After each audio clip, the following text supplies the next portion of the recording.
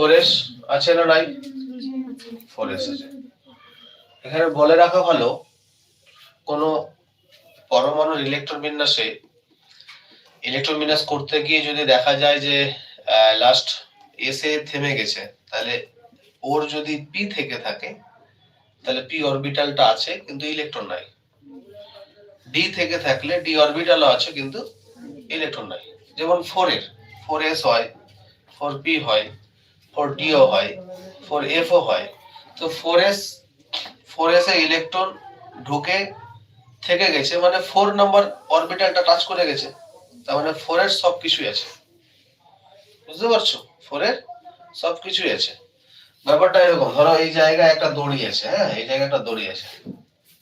এবার তোমাকে আমি দৌড়াতে বললাম, দৌড়াচ্ছ, এই জায়গায় দড়িটা ধরে টানলে, মানে এই জায়গায় দড়িটা ধরে ফেললে, তাহলে এটা যদি ধরে ফেলো, তাহলে এইটা মানে কি তুমি এটা মালিক নও? এটাও তোমার। বুঝতে পারছি? তাহলে 4 নাম্বার আছে, মানে 4 এর সমস্ত অরবিটালই উপস্থিত।